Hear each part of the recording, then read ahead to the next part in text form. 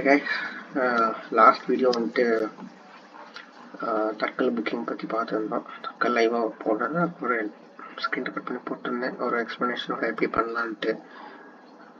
So இன்றைக்கி வந்துட்டு waiting list பற்றி பார்ப்போம். ஸோ மேக்ஸிமம் மெம்பர்ஸ்க்கு இன்னும் வெயிட்டிங் லிஸ்ட் பற்றி ஒரு அவேர்னஸ் இல்லை. வெயிட்டிங் லிஸ்ட் ஏன் வருது, என்ன மாதிரி வெயிட்டிங் லிஸ்ட் ப்ரிஃபர் பண்ணலாம், அதை எப்படி அவாய்ட் பண்ணலான்ட்டு சில பேர்த்துக்கு ஒரு தெரில. ஸோ அதை பற்றி பார்ப்போம். ஸோ அதுக்கெலாம் முன்னாடி ஃபர்ஸ்ட் ஒரு ட்ரெயின் எக்ஸாம்பிள் எடுத்துக்கலாம். கன்னியாகுமரி எக்ஸ்பிரஸ் எடுத்துக்கலாம், Kanyakumari to Chennai Egmore. Okay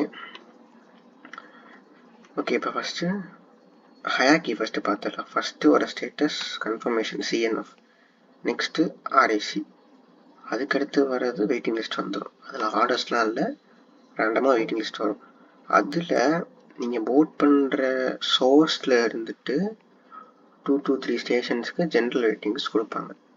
so இப்போ கன்னியாகுமரி, நாகர்கோயில் மேக்ஸிமம் ஜென்ரலில் தான் வரும். வள்ளியூர், திருநெல்வேலி, கோவில்பட்டி, சாத்தூர், விருதுநகர்லாம் பூல்டு கோட்டாவில் வரும்.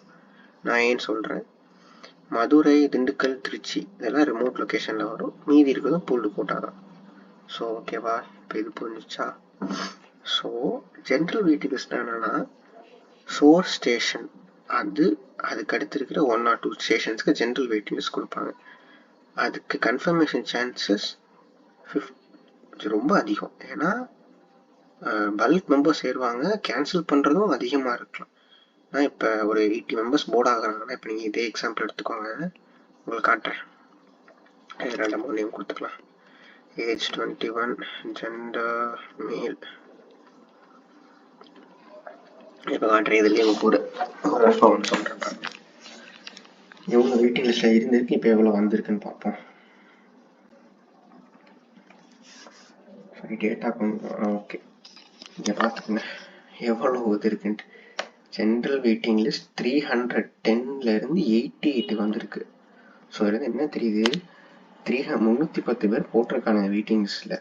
அதுக்கு முன்னாடி கன்ஃபார்ம் ஆனதில் ஒரு 200, ஒரு அரௌண்ட் ஒரு 220 வச்சுக்கலாமா, அரௌண்ட் ஒரு 220 மெம்பர்ஸ் கேன்சல் பண்ணி இப்போ 88 வந்திருக்கு. ஸோ புரிஞ்சு அவங்களுக்கு. So general waiting list confirmation chances are very very high. நீங்கள் அதுக்கு ப்ரிஃபர் பண்ணுறது நல்லது. அது ஒரு 2 ஸ்டேஷனுக்கு இருக்குன்னு இல்லை, இப்போ அதை உங்களுக்கு காட்டிடுறேன். இப்போ நீங்கள் அது என்ன சொன்னேன், நாகர்கோவில் NCCயோட கோடு, அதுக்கு பார்ப்போம். அதே ட்ரெயினே பார்த்துக்கலாம், அப்போ தான் உங்களுக்கு கிளியராக புரிஞ்சுக்கணும். பார்த்துக்கோங்க, அதே வெயிட்டிங் லிஸ்ட்டில் தான் இருக்குது. ஏன்னா இதுவும் ஒரே கவுண்ட் இருக்குன்னு பார்த்தாங்க. 2 ஊருக்கு சேர்த்து ஒரு டிக்கெட்ஸ் தான் இருக்கும். இப்போ நாகர்கோவில், கன்னியாகுமரி ஒரு ரேண்டமாக 120 டிக்கெட்ஸ் கொடுத்தா 120 2 ஊருக்கு சேர்த்து தான். நாகர்கோவிலுக்கு 120, கன்னியாகுமரிக்கு 120 கிடையாது. ஸோ அதனால வெயிட்டிங் லிஸ்ட் கவுண்ட்டும் சேமாக தான் இருக்கும். ஓகே, இதெல்லாம் ஜென்ரல் கன்ஃபர்மேஷன்ஸ் தான்.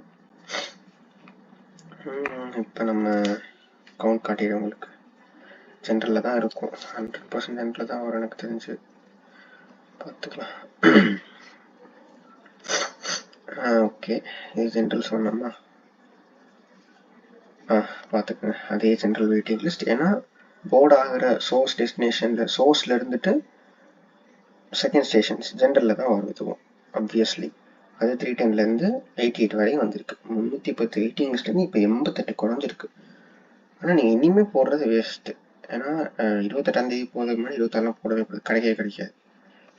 எப்போ நீங்கள் வெயிட்டிங் லிஸ்ட்டு நீங்கள் ப்ரிடிக்ட் பண்ணலான்னா, அட்லீஸ்ட் நீங்கள் டிக்கெட் புக் பண்ணுற டேட்லேருந்து ஒரு 20 to 25 days இருக்கணும். அப்போ நீங்கள் வெயிட்டிங் லிஸ்ட்டில் இருக்கிறதுல போடலாம். ஏன்னா கேன்சல் பண்ணுற சான்சஸும் லிட்டில் பிட் மோர், கொஞ்சம் அதிகமாக இருக்கும். அது ஒன்று. நீங்கள் போகிற டேட், ட்ராவல் பண்ணுற டேட் வந்து ஒரு ஜஸ்ட் ஒரு நார்மல் டேவாக இருக்கணும், ஒரு வீக் டேஸ், ஒரு அட்லீஸ்ட் ஒரு வீக்கெண்டாக இருக்கணும். அந்த டே வந்து பப்ளிக் ஹாலிடேவாக இருந்துடவே கூடாது. எக்ஸாம்பிள் தீபாவளி, பொங்கல் கன்ஃபார்மாக கன்ஃபார்ம் ஆகாது. ஏன்னா தீபாவளி பொங்கலுக்கு போகிறவங்க யாருமே டிக்கெட் கேன்சல் பண்ண மாட்டாங்க. அதுக்கப்புறம் ஒரு மேஜர் ஹாலிடே, இந்த ஒரு சம்மர் வெக்கேஷன் அந்த மாதிரிலாம் நீங்கள் புக் பண்ணக்கூடாது, பணம் கிடைக்காது. ஸோ அதெல்லாம் அவாய்ட் பண்ணிடணும். ஒரு டைம் டியூரேஷன் அட்லீஸ்ட் ஒரு 20-25 days இருக்கணும். அப்போ தான் உங்களுக்கு சான்சஸ் ஈஸியாக இருக்கும். சில இதிலே ப்ரெடிக்ஷன் கொடுத்துருப்பாங்க, அது மேக்ஸிமம் நம்பாதீங்க. ஓகே, இதிலே கம்மியாக தான் பார்த்தோம், 23 தான் அந்த ப்ரெடிக்ஷன். ஓகே, இந்த IRCTC ப்ரெடிக்ஷனில் அட்லீஸ்ட் ஒரு 80-85% தான் புக் பண்ணலாம், அது கம்மியாக இருந்தாலும் வேணாம். ஸோ ஓகேவா, இப்போ பூல்டு கோட்டா பார்க்கலாம். சாத்தூரில் ஐ திங்க் நிற்கும் நினைக்கிறேன். எனக்கு தான் செய்ய தெரில. ட்ரெயின் ஸ்கெடியூல் பார்த்துருந்துருக்கலாம். பார்த்துட்டு இருந்தோம் கன்னியாகுமரி. பேசஞ்சர் நேம் அது வந்துடும். இப்போ தான் போட்டோம், அதனால் அதெல்லாம் ஒன்றும் பிரச்சனை இல்லை. இப்போ 7 நிமிஷம் போயிடுச்சு. ஜஸ்ட் ஒரு சும்மா ட்ரை தான் பண்ணோம். அதனால் ஷார்ட்டாக பிடிக்கல பார்த்து. பட் எக்ஸ்ப்ளனேஷன் நிறைய கொடுக்கணும். நான் அப்போ தான் பீப்புள்ஸ்க்கு புரிய வரும்.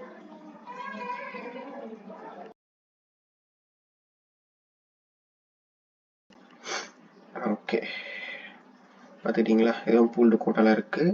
ஏன்னா ஸ்மால் டவுன், முக்கியமான சிட்டியில் பூல்டு கோட்டா கொடுத்துட்டாங்க. சான்சஸ் கம்மி. நீங்கள் அதில் பார்த்து ஜென்ரல் வெயிட்டிங் 290 இருந்துச்சு, அதை அப்படியே கொஞ்சம் பாருங்க. 80 மெம்பர்ஸ் தான் கேன்சல் பண்ணிக்கோங்க. ஸோ நீங்கள் அவாய்ட் பண்ணுறது நல்லது. Next remote location, main cities. Example Madurai எடுத்துக்கோங்க. இதெல்லாம் நீங்கள் அவாய்டே பண்ண முடியாது மதுரையிலும்.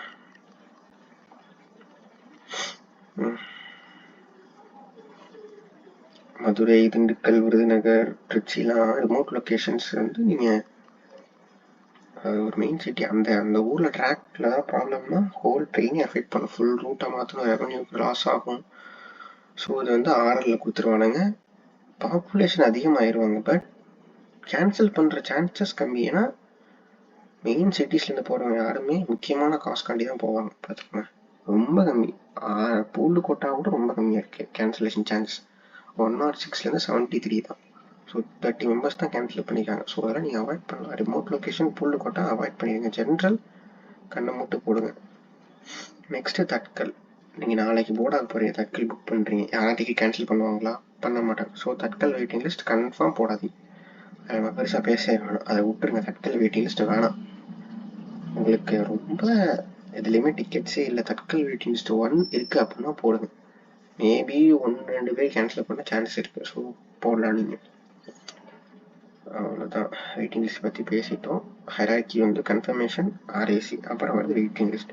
ஹை ப்ரிஃபரன்ஸில் ஃபர்ஸ்ட்டு ஜென்ரல், அடுத்து ரிமோட் வச்சுக்கோங்க. Pooled quota, tatkal waiting list வேணாம். ஹைலி உங்களுக்கு எதுவுமே இல்லை அப்போ வேணால் போகலாம், இல்லாட்டி விட்டுருங்க அதை. நெக்ஸ்ட்டு வெயிட்டிங் லிஸ்ட் கவர் பண்ணிட்டோம். ஓகே, அவ்வளோதான் கைஸ். மேக்ஸிமம் உங்களுக்கு புரிஞ்சிருக்கும்னு நினைக்கிறேன். இந்த டவுட்ஸ்லாம் கமெண்ட் பண்ணுங்க. தேங்க்யூ ஃபார் வாட்சிங் தி வீடியோ. நெக்ஸ்ட் வந்துட்டு சார்ட் ப்ரிப்பரேஷன்ஸ் பற்றி பார்ப்போம். Bye guys.